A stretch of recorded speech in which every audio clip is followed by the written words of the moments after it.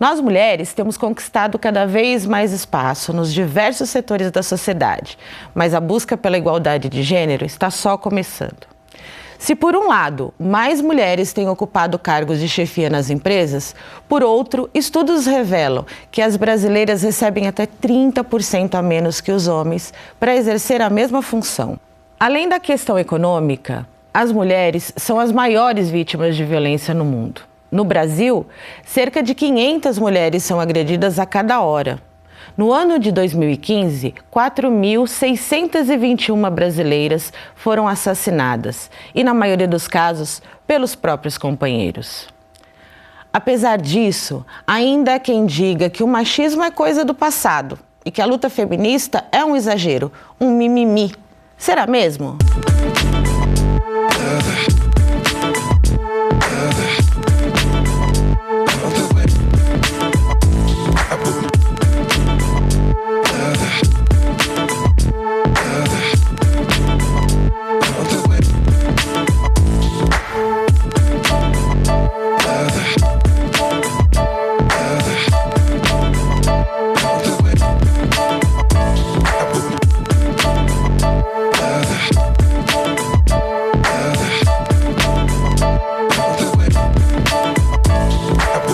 Olá, começa agora mais um Educando para a Diversidade, um programa que integra ações de uma parceria entre o Banco Santander e a Unesp. O tema do nosso programa de hoje é a violência contra a mulher, nos seus mais variados níveis. De que forma a legislação brasileira pode protegê-la? E qual o papel da universidade na formação de uma sociedade mais acolhedora às mulheres? Para participar da nossa conversa de hoje, recebemos aqui no nosso estúdio do campus da Unesp de Bauru a professora Nilma Renildes da Silva. É psicóloga e doutora em Psicologia da Educação. Recebemos também a professora Raquel Cabral, que é Relações Públicas e doutora em Comunicação. Professoras, sejam bem-vindas ao nosso programa Educando para a Diversidade. Obrigada. Mas antes de começarmos o nosso diálogo, eu gostaria de apresentar para vocês o relógio da violência. Esse relógio ele marca o número de mulheres agredidas física ou verbalmente no Brasil. Ele faz parte do projeto Relógios da Violência, do Instituto Maria da Penha, que revela os números dos diversos tipos de violência que as mulheres sofrem no nosso país. Para saber mais sobre o projeto, é só acessar o site relógiosdaviolência.com.br. O relógio vai nos acompanhar durante todo o programa, para que não esqueçamos de o quão grave é o problema, já que vivemos no 5º país com mais casos de feminicídio no mundo. Professoras, eu gostaria de começar então falando exatamente sobre o termo feminicídio, né? É um termo que gera alguns comentários do tipo assim, que os homens sofrem mais violências do que as mulheres e são assassinados por conta disso e, portanto, esse termo nem deveria ser usado, não é mesmo? Mas qual o momento em que a gente usa o termo feminicídio? E como que a gente identifica esse tipo de violência? É importante a gente compreender que, na realidade, o feminicídio ele se refere ao assassinato por conta da sua categoria de gênero, ou seja, é o extermínio de mulheres precisamente por serem mulheres. Então, nesse sentido, se difere totalmente das estatísticas de mortes de homens, justamente porque essas mulheres elas estão sendo assassinadas por serem mulheres. Então, nós estamos falando de um contexto de violência de gênero voltada para as mulheres dentro de uma sociedade patriarcal que, obviamente, vai estabelecer uma hierarquia entre gêneros, no qual o homem estaria acima das mulheres e, nesse sentido, ele se sente legitimado a exercer um tipo de violência contra um ser considerado inferior nessa hierarquia patriarcal. É importante a gente lembrar que fizemos a opção pelo termo feminicídio para deixar bem marcado que é a dominação do homem sobre a mulher e nas relações domésticas. No lugar onde a mulher deveria ser mais protegida, é justamente onde ela vai ser assassinada por aquele que ela imaginava ser o seu protetor. E também lembrar que, como você já falou, que somos o 5º país mais assassino de mulheres do mundo, e que no ano de 2018 esse número já aumentou muito. Ontem a gente já ficou sabendo que em Teresina, no ano de 2018, aumentou 30% o número de feminicídio em relação a 2017. Então é muito diferente quando a gente pensa um homem que foi assassinado, o motivo que o levou a ser assassinado, do motivo que um homem, esposo ou ex-cônjuge ou namorado, né, ou namoradas, matam aquela pessoa que está convivendo. Tem uma especificidade muito diferente. Mas as pessoas tendem a associar a questão da violência somente, ou restringir, né, a questão da violência física, não é? Mas a violência física é quase o último estágio mesmo, né, na maioria dos casos. Existem outros tipos de violência nesse ciclo todo em que essa mulher vive de violência doméstica, que a gente poderia também trazer para a discussão e valorizar, né? Para conscientizar. Complementando, né, Raquel, do que eu vinha falando, a gente tem que lembrar que o feminicídio, ele é o último estágio de um ciclo de violência que a mulher já vem sofrendo, né? E uma outra coisa que eu costumo perceber com os grupos de mulheres que eu trabalho é que a gente separa os tipos de violência, Patrícia e público que está ouvindo a gente, é só didaticamente falando. Não existe um apanhar sem uma violência psicológica acompanhando, sem uma humilhação acompanhando. Não existe uma violência sexual onde a violência verbal não está junto. Então, o feminicídio, ele é o fechamento de um ciclo de violência pelo qual a mulher já vem passando. E ele pode acontecer tanto dentro de casa, como muitas vezes fora de casa. Alguns pesquisadores têm pensado em separar se é público, se é privado, se é fora, tentando categorizar.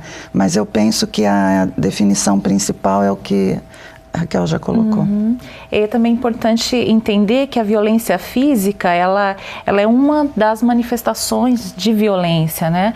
Se a gente para pensar em relação à violência cultural que a mulher sofre, que aí pode estar manifestada na própria linguagem, né? Nas formas como a mulher sofre determinados tipos de preconceito, alguns estereótipos, algumas expressões que são utilizadas no dia a dia, inclusive pela mídia, e que fortalece, né, no âmbito também da publicidade, da literatura, da música, né, que muitas vezes faz menção a alguns estereótipos relacionados a essa ideia machista de mulher nessa sociedade patriarcal. Então a gente entende que, na verdade, a violência física é uma entre muitas violências que a mulher sofre.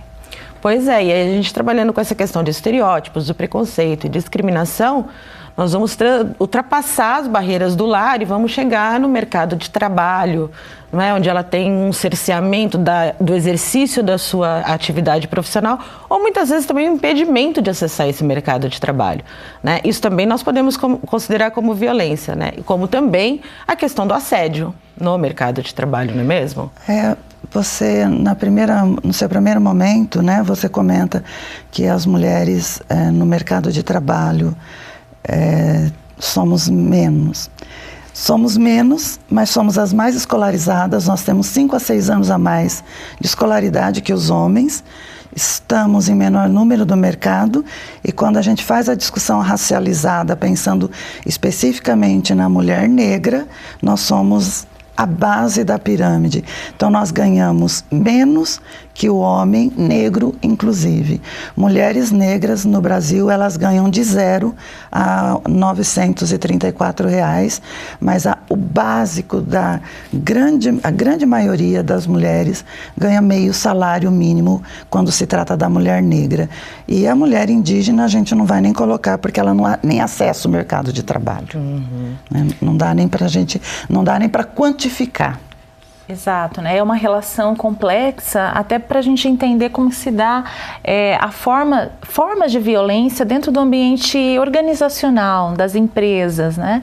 Há diversas formas de cerceamento da liberdade do exercício profissional, como a própria teoria do teto de vidro, que vai dizer que as mulheres, numa escala de ascensão, embora sejam as mais qualificadas, há um determinado momento na ascensão da carreira profissional que ela não consegue ascender a altos postos diretivos nas empresas, justamente porque existe uma cultura machista também presente dentro da cultura empresarial e que jamais vai permitir que uma mulher possa ascender a cargos decisórios dentro dos ambientes organizacionais, né? Então acaba sendo uma outra violência. Sim, né?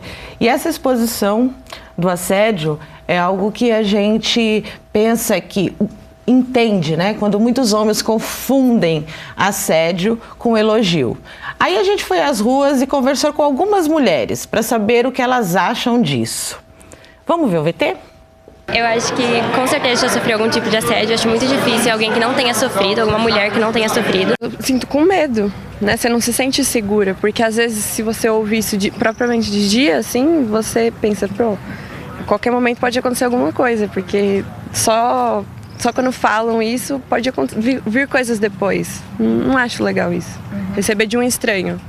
A gente tem que ficar pensando, escolhendo, porque nunca a gente pode sair do jeito que a gente quer, porque tem que achar o que as pessoas vão achar da gente e elas ficam olhando a gente, fazendo elogios desnecessários.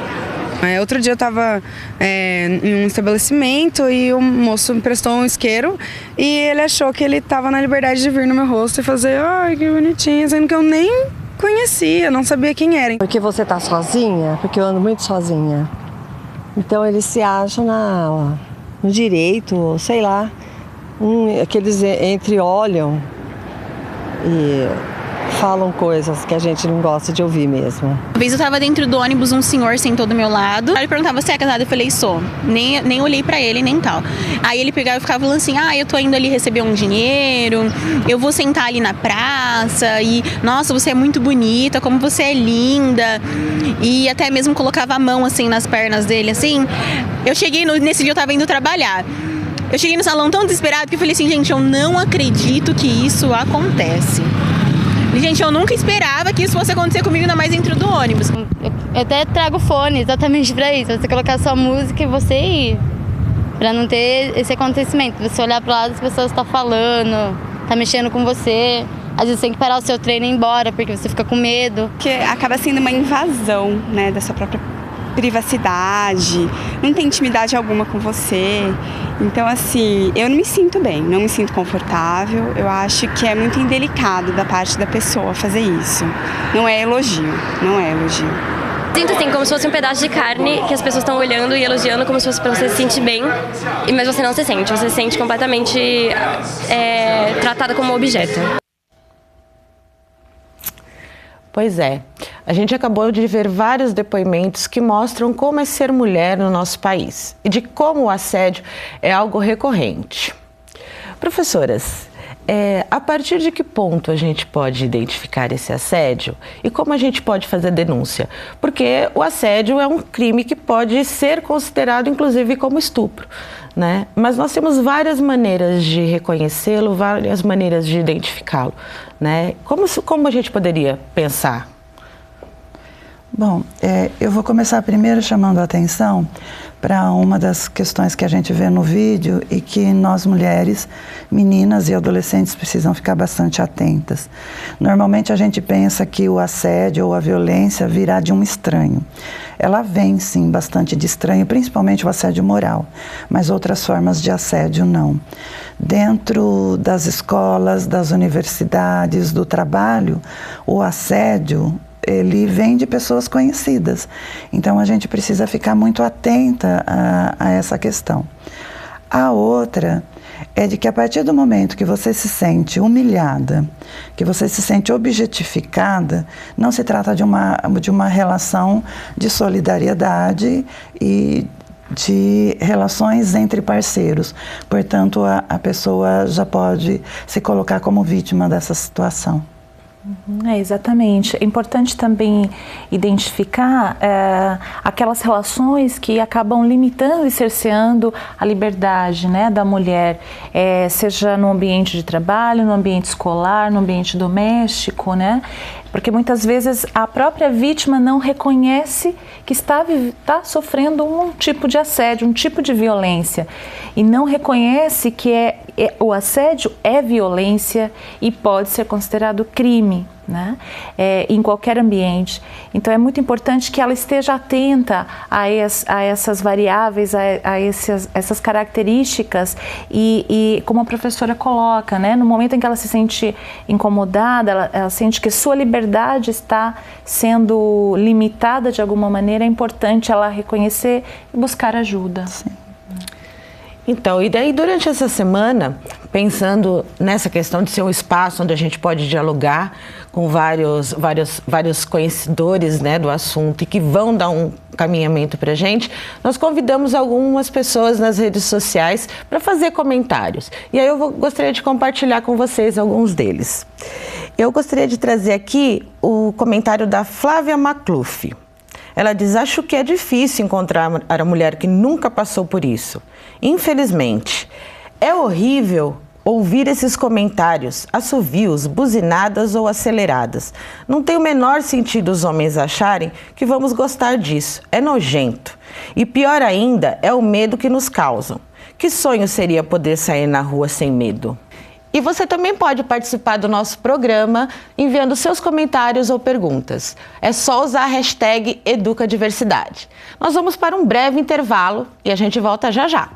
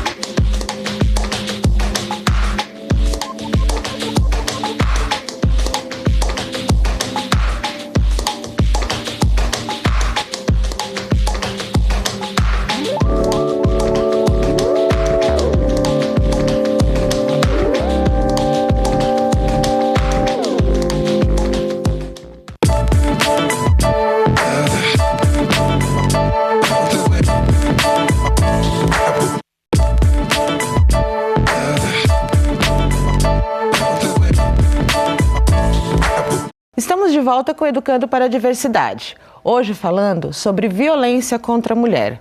Como a gente conversou no primeiro bloco, a violência contra a mulher se dá nos mais variados níveis, inclusive das formas mais sutis. A gente vai conferir agora um depoimento que retrata, infelizmente, a realidade de muitas brasileiras.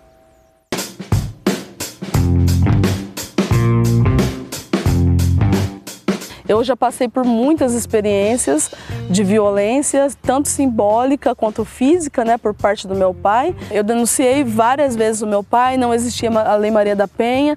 Minha mãe também, né, cedia à pressão social de retirar a queixa. A violência era contra minha mãe e, consequentemente, nós íamos defender e aí acabava se voltando para nós também, eu e o meu irmão. O meu irmão, né, que viu tudo isso, ele também se tornou um agressor da mulher dele. Mas a minha cunhada não seguiu os mesmos passos, né? Não aceitou isso, até por ajuda, né, minha e da minha mãe, já que depois de me ouvir falar muito, também já começou a ter uma consciência. E aí ela denunciou e se separou. Eu tive namorados que não me permitiam sair de casa. Né? E aí você sempre acha que aquilo é um cuidado, né? Aquela velha história, aquela velha frase de que quem ama cuida, né? Ou então jogar a roupa fora, pegar a sua roupa escondida e jogar a roupa fora, né, te seguir nos lugares onde eu estava, além de toda a violência, né, simbólica, física, toda a violência sexual, toda a violência que a mulher, como, né, de forma geral, sente, a mulher negra ainda ela tem esse encontro com o racismo, né? Então já fiquei com alguns rapazes, conheci alguns rapazes que buscavam em mim o estereótipo, sabe, da negra que tinha que contemplar aquele ideal de sexualidade que a sociedade construiu. No término da minha relação, da minha primeira relação abusiva, né? Eu tive uma depressão, tive que procurar ajuda mesmo psicológica, psiquiátrica para lidar com isso. E eu me sentia, num primeiro momento, a gente entra no estágio de negação, né? Então, você nega que você está em um relacionamento abusivo. Então, eu negava num primeiro momento.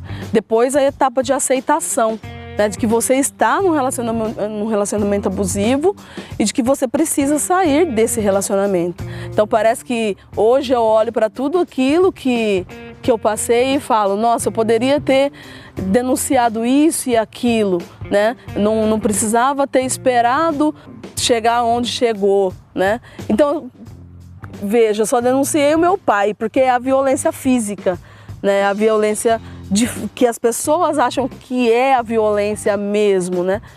E as outras violências eu não denunciei, até porque eu não tinha esse entendimento. A denúncia é extremamente importante, extremamente importante. Óbvio que cada mulher ela vai ter o seu tempo, né, de denúncia. O importante é oferecer apoio, né, ajuda, o máximo que puder, esperar o tempo dessa mulher, né, mas é de extrema importância a denúncia. Eu hoje, né, não deixaria de denunciar.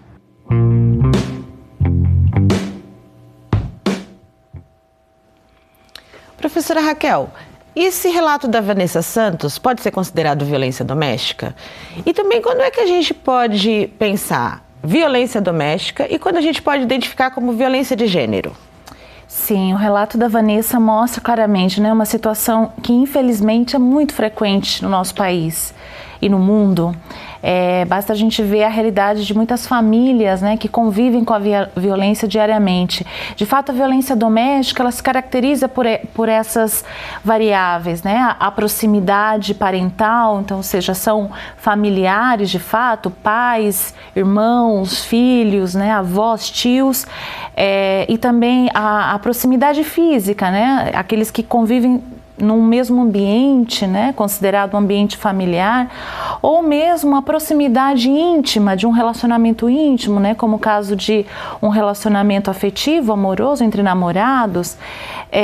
Essas relações, elas podem se manifestadas em violência, em atos de violência, seja física, verbal, psicológica, moral, a violência patrimonial também, são todas violências que caracterizam também a violência doméstica. A violência de gênero, ela já extrapola essas características familiares, né? Então, você consegue enxergar a violência de gênero sempre quando há uma relação de dominação do homem para com a mulher, ou de uma relação hierárquica que se impõe diante desse papel de gênero, né, da posição de gênero que a mulher ocupa, né? Então, nesse sentido, a gente pode observar no relato da Vanessa que, infelizmente, essa realidade, ela vem mostrando que nós, de fato, nascemos numa cultura de violência, infelizmente, né? Uma cultura que valoriza alguns aspectos do patriarcado, estabelece um modelo a ser seguido, e todos aqueles que fogem a esse modelo são excluídos ou são perseguidos, né? Então, nesse sentido, quando ela relata, né, que o irmão, ao vivenciar a violência que vivia dentro da família com o pai, ele reproduz essa mesma violência com a esposa, com os filhos.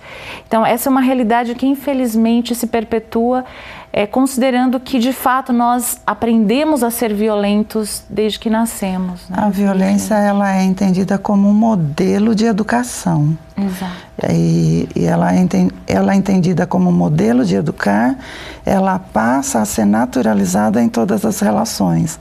Então, esse aprender a ser violento é o que vem sendo passado de geração em geração pela naturalização da violência como modelo de educar as pessoas. Exatamente. E a violência doméstica é, inclusive, o principal tipo de violência que sofre a mulher no Brasil.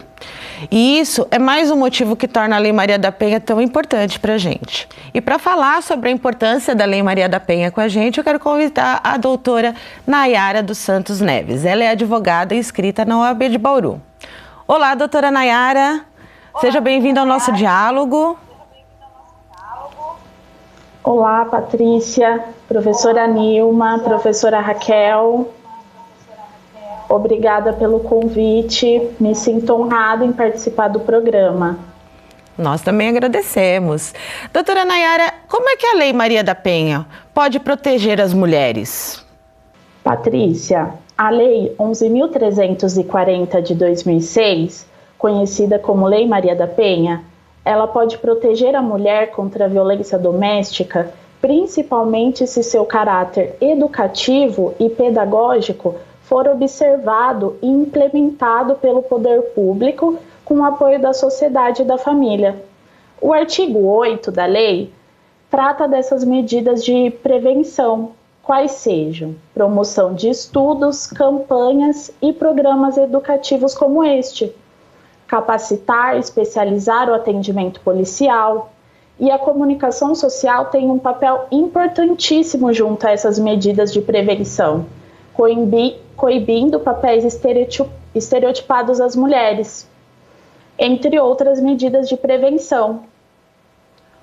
Os mecanismos da lei ainda protegem as mulheres, estabelecendo como violência doméstica ações ou omissões que lhe causem sofrimento físico, psicológico, sexual, patrimonial e moral, permitindo prender o agressor em flagrante, por exemplo, podendo a mulher vítima de violência requerer que seja concedido diversas medidas protetivas de urgência.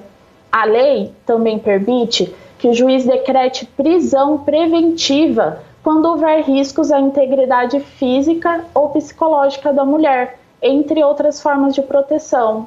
Doutora Nayara, mas ainda existe um medo, um receio da mulher de fazer essa denúncia, né? Porque ela tem medo de ser julgada, ela tem medo dos olhares que vão reprimir e sempre trazê-la como culpada ou culpabilizá-la como vítima dessa violência, não é mesmo? Existe muito preconceito ainda voltado na denúncia em relação à violência contra a mulher? Sim, Patrícia. Apesar deste cenário estar mudando através de discussões como essa, o medo, o preconceito, a dependência financeira e emocional são obstáculos que as mulheres precisam enfrentar para garantir seu direito à vida e segurança. Eu gosto de dizer que em briga de marido e mulher precisamos meter a colher sim, apoiar a vítima e cobrar das autoridades competentes que não tornem a denúncia mais um momento de violência a essa vítima e incentivar a criação de redes de apoio. Professora Nilma, são vários os grupos de mulheres que sofrem esse tipo de violência, né? A senhora pode citar alguns exemplos para a gente? Olha, complementando um pouco a fala dela, tem um sentimento que a mulher explicita muito pouco, que é o da vergonha. Ela sente vergonha por ter passado por aquela situação e até de se inserir nos grupos. Nós temos trabalhado hoje, nós estamos com 3 grupos específicos de mulheres que passaram por situação de violência. Primeiro, eu gostaria de dizer que tem uma certa dificuldade das mulheres entenderem que elas estão passando por uma situação de violência. A violência física, ela é muito fácil de ser compreendida e de ser detectada, porque ela deixa marcas. Mas a violência psicológica, as marcas que elas deixam não são visíveis. A violência sexual, a mulher teme muito em dizer que está sofrendo, porque as mulheres ainda entendem, por serem objetos e se entender como objeto muitas vezes, elas entendem que elas estão faltando com uma obrigação, né, de corresponder ao desejo do homem. A violência patrimonial, há pouco tempo ela vem sendo compreendida como uma violência patrimonial, mas os relatos, eu costumo dizer que eu separo em 4 tipos de relatos a violência da mulher de acordo com a faixa etária. Quando eu trabalho com um grupo de mulheres idosas, elas têm uma naturalização da violência e é tão comum elas falarem que elas tinham as suas roupas queimadas, seus objetos destruídos, e de uma naturalização como se isso fosse realmente um poder que o homem tinha sobre elas, que é até estranho quando as alunas relatam que elas ouviram isto, né? Porque quando você está trabalhando com essa faixa etária mais jovem, já há essa percepção de que isto é um tipo de violência e já não se aceita. Quando você está trabalhando com umas mulheres entre 20 e 25 anos, 40, 40 e poucos anos, temos também que lembrar que essa é a faixa que mais sofre o feminicídio. Temos que lembrar que essa é a faixa que mais esclarecimento pega, porque elas vêm do movimento de pré-aprovação da Lei Maria da Penha e das grandes denúncias. Aí elas pegam o momento da criação da Lei Maria da Penha e são as mulheres que denunciam.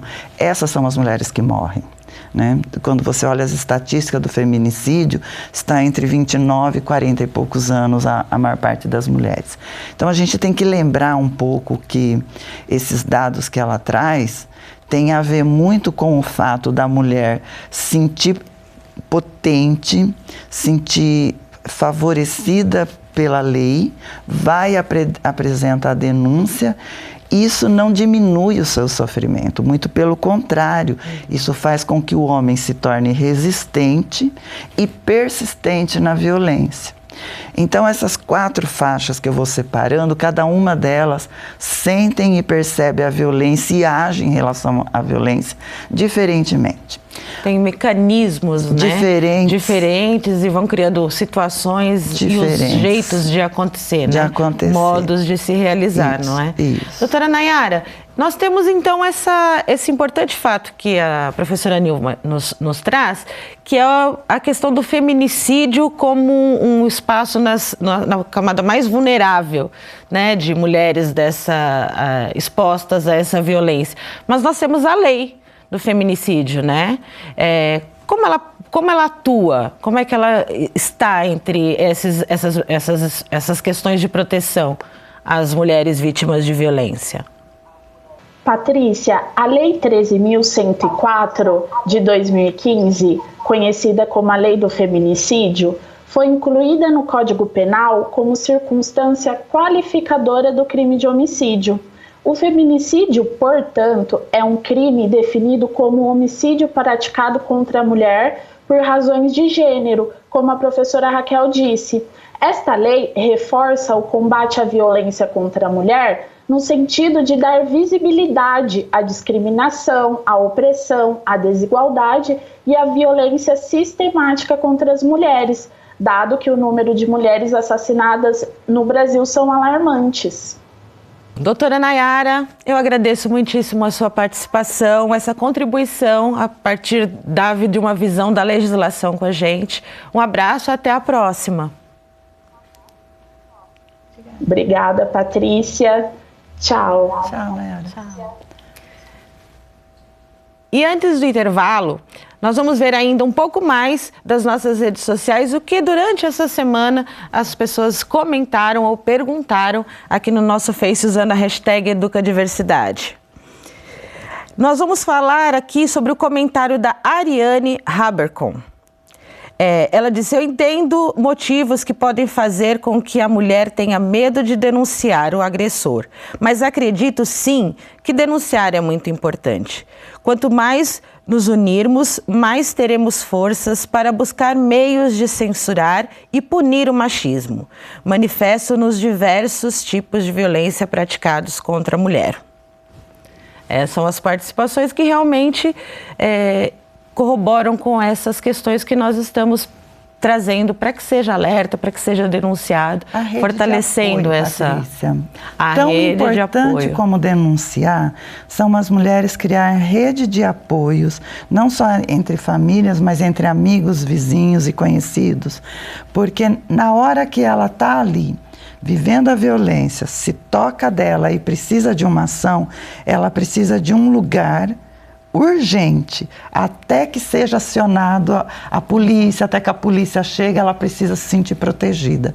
Então, principalmente para a população mais desfavorecida, eu digo assim, olha, precisamos denunciar, precisamos fazer tudo isso, né, que a gente está comentando aqui, mas uma rede de apoio é essencial para esses momentos. A gente ouvir, e nós como vizinhos, como amigos, preparar a nossa escuta para parar de naturalizar a violência e de culpabilizar a mulher pela violência sofrida. E valorizar a nossa escuta também faz parte desse espaço que a gente tem nas redes sociais, em que você também pode colaborar enviando seu comentário ou pergunta, sempre usando a hashtag #EducaDiversidade. Nós vamos novamente para um breve intervalo e já já a gente volta. O feminismo surgiu no século XIX como um movimento social, filosófico e político que reivindicava a igualdade de direitos entre homens e mulheres. À medida que surgia a necessidade de atender a demanda de diferentes grupos de mulheres, ele foi se segmentando. Como exemplo, temos o feminismo negro e o feminismo transgênero, que além de defenderem as causas comuns a todo o movimento feminista, lutam também por outras questões, como o racismo e a identidade de gênero. Dentre os vários segmentos, podemos citar o feminismo liberal, o feminismo radical, o feminismo interseccional, o feminismo marxista e o feminismo queer.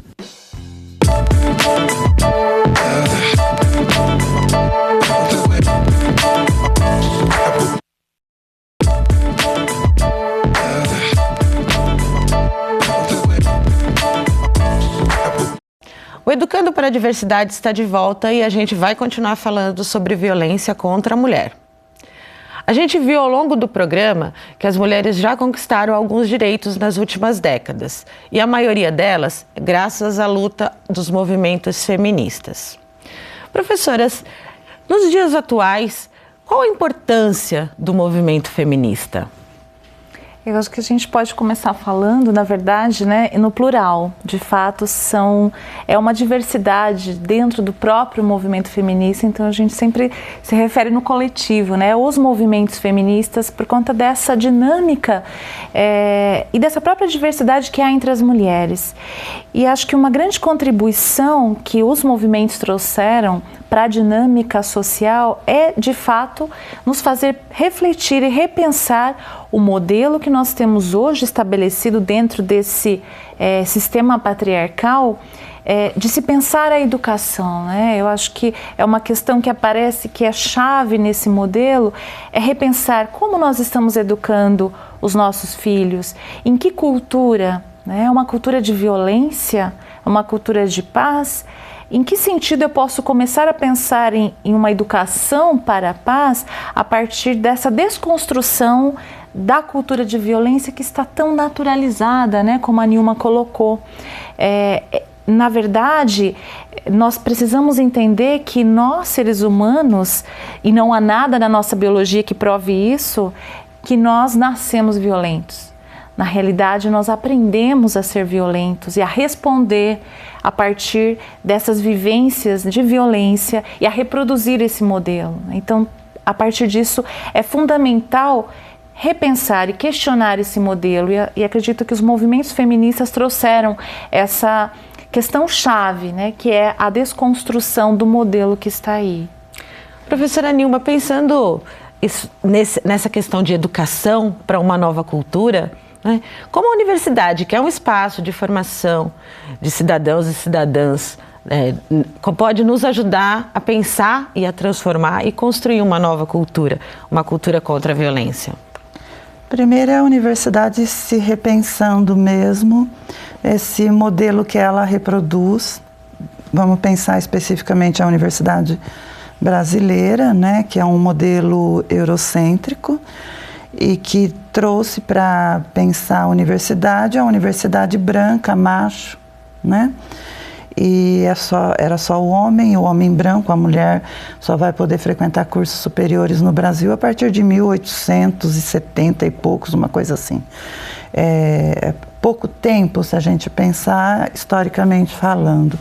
Então, ela repensando o seu próprio modelo, repensando que ela reproduz o modelo de produção patriarcal de conhecimento, de que ela esconde falas, que na medida em que a gente reproduz conhecimentos que é produzido pela sociedade, a gente silenciou muitos grupos, e uma parte dos grupos que ela silenciou o tempo todo foram as mulheres, homens negros, mulheres negras, homens indígenas, mulheres indígenas, os segmentos sociais que produzem conhecimento que não estão lá dentro,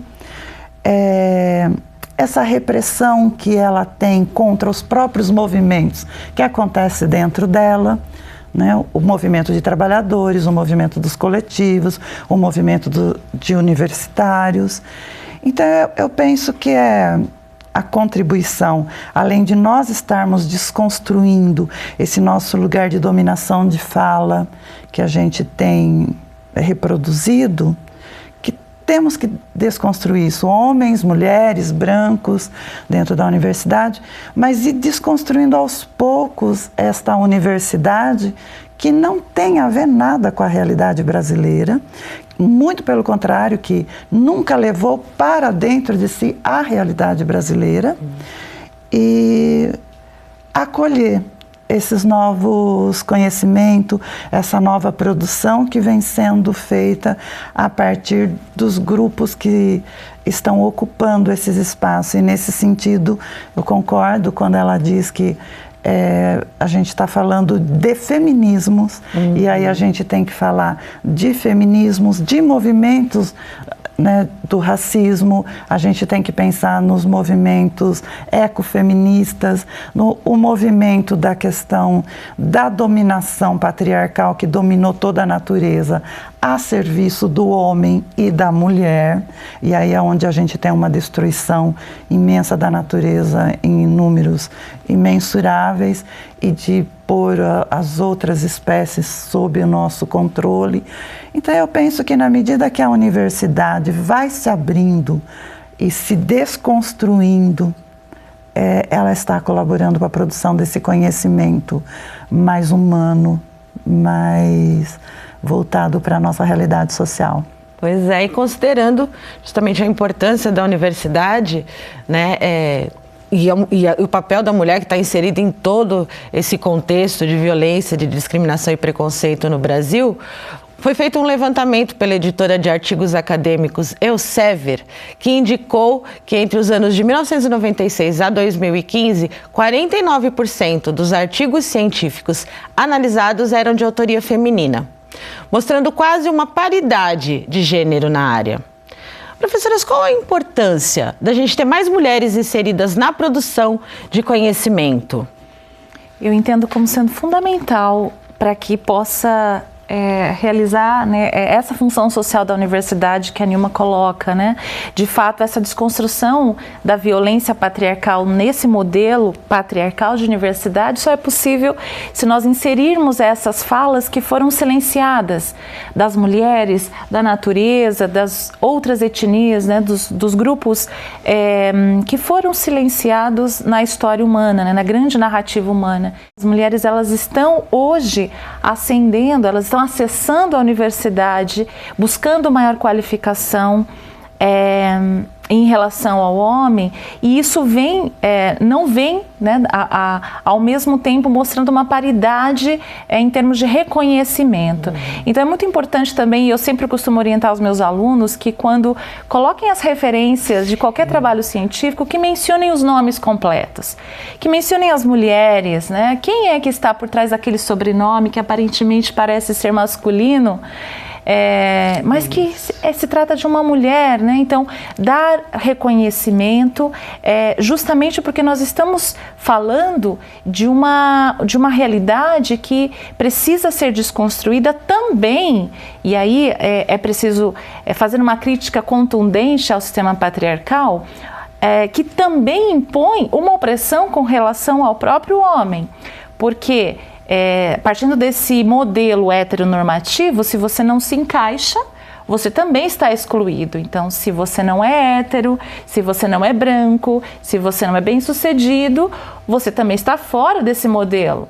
Então, vejam, quando a gente quando a gente tem essa clareza sobre a questão, né, sobre a influência do patriarcado na nossa vida e na produção de conhecimento, a gente vai entender que há diversas vozes silenciadas e que precisam ser incluídas nessa grande produção científica, reconhecendo também que a ciência, historicamente, também foi terreno responsável pela reprodução de dominação. E assim como os importantes trabalhos das nossas convidadas de hoje e de outros pesquisadores da Unesp, há vários alunos engajados também com a causa feminista.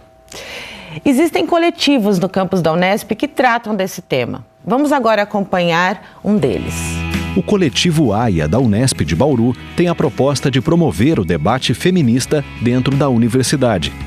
A gente veio com a ideia de criar o coletivo dentro da universidade porque a gente estava realmente sentindo falta de ter esse debate feminista, de ter essa construção, de a gente conversar com mulheres, para mulheres e a gente compartilhar nossas vivências. O coletivo traz uma coisa muito importante para as mulheres dentro da universidade, que é a voz. Então, não havendo coletivo, muitas vezes não há um espaço que induza esse tipo de discussão que a gente consegue ter dentro das reuniões do coletivo. O coletivo desenvolve ações para conscientizar sobre a violência a qual as mulheres são submetidas diariamente. A gente fez uma oficina que a gente depois colou alguns lambes na universidade mesmo, então as meninas escreveram, pintaram, e nosso intuito é sempre deixar coisas na universidade mesmo, para as pessoas verem que a gente existe, passar mensagens assim. Você criar áreas onde o feminismo seja debatido e teorizado é muito relevante para a construção dessa luta no sentido de oportunidade, de igualdade. Também a gente trazer esse debate não só dentro da universidade, a gente como mulheres estudantes conseguir levar as nossas vivências para fora, assim. Tentar atingir a cidade mesmo com essa vivência que a gente tem. Quando a gente fala de grandes movimentos ou linhas teóricas que debatem o machismo ou a disparidade de gêneros ou sociedades patriarcais, tudo isso você discutir o que aconteceu no passado e o que acontece ainda hoje é muito importante para criar um futuro diferente, para propiciar um futuro diferente.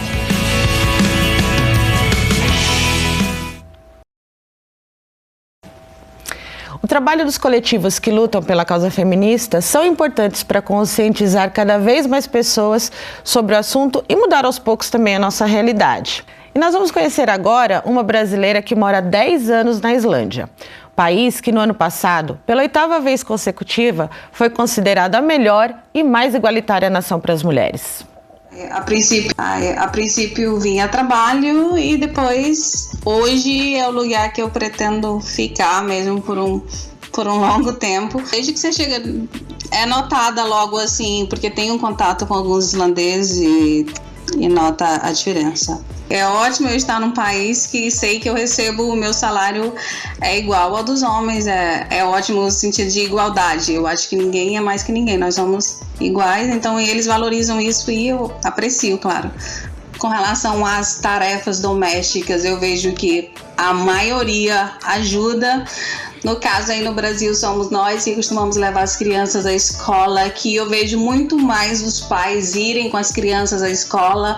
É tudo muito bem dividido isso, eu não vejo essa diferença entre homens e mulheres. Com relação à maternidade, foi bem melhor para mim aqui, né? Porque eu tive 9 meses para cuidar do meu filho, para depois ele entrar numa creche, que o governo também ajuda. As creches têm um valor bem bem baixo, não é como no Brasil que o valor chega a ser alto, né, pro que a gente ganha aí. Aqui tem um valor que a gente consegue pagar tranquilamente. Não existe isso de assédio aqui por parte dos islandeses. Eu nunca vi um islandês assoviar ninguém, eu nunca vi. Se eu falar que já vi, isso é mentira. Ou fazer essas piadinhas, chamar de gostosa, isso não existe por parte dos islandeses. Já vi aqui outras culturas assim, dar uma olhadinha, eu não sei o que, eles respeitam muito. É difícil passar para minha filha aqui no Brasil. Talvez a gente tenha que se vestir melhor, porque isso influencia em alguma coisa aí, coisa que não é aqui, assim. Aqui ela usa o que ela quer. Nós mulheres usamos o que você quer, e você é respeitada pelo que você usa, pelo que você faz, por tudo. Bom, meu desejo do fundo do meu coração que sejamos respeitadas como mulheres, né? Que eu possa ver a minha filha usar a roupa que ela quiser lá fora e ela não vai ser julgada pela roupa que ela tá usando. Ela é uma mulher e ela tem direito de usar o que ela quiser. Eu ficaria feliz, muito feliz com isso e com todo. Eu queria que tivéssemos igualdade salariais no Brasil. Eu queria que tivéssemos mais liberdade e respeito, acima de tudo. Eu acho que respeito. E vendo exemplos como esse, a gente até se atreve a pensar, né?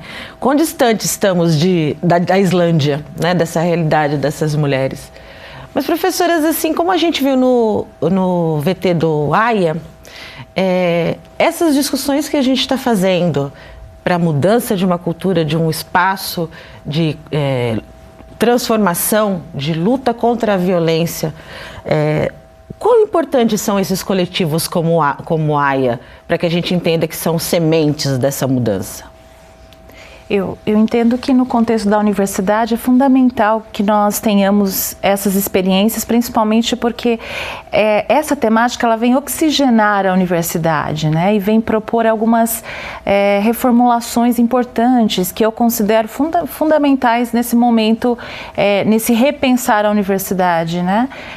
Que é justamente pensar numa reforma curricular e na formação docente, né? Nós estamos falando de educação, de pensar como é que nós vamos romper com esse modelo educacional patriarcal. Então, afinal de contas, é preciso repensar a formação também de nós, docentes, né? Que estamos à frente, estamos dentro das salas de aula, estamos conversando, né? Com esses meninos, essas meninas, e é fundamental também repensar os temas que estão sendo debatidos em sala de aula. Então, nesse sentido, uma reforma curricular, eu entendo que é fundamental e começa por uma questão que eu considero também importante, que é repensar a nossa linguagem. A linguagem como um instrumento de transmissão de ideias, de pensamentos, né? Então, nesse sentido, também é importante desconstruir a violência que está na nossa linguagem. As expressões coloquiais, ditados populares, as piadinhas, né, que de alguma maneira legitimam a violência que se naturaliza com relação às mulheres, né? Então eu entendo que é fundamental se pensar, né, nessa desconstrução da violência também na linguagem e dentro da universidade uma reforma curricular. E pensando outras formas, né, da gente interagir, da gente pensar sobre que movimentos é possível fazer e quão importantes são essas pessoas, nós abrimos também um espaço no Facebook essa semana perguntando assim, é importante frisar que a denúncia ainda é a melhor forma de combater o crime da violência, né? Você concorda? E a Mariana Larcondatrino respondeu: para nós, mulheres, muitas vezes é difícil quebrar as barreiras do machismo e reconhecer o papel do agressor, que nem sempre se dá somente de maneira física, mas também moral, principalmente quando existe uma relação de afeto.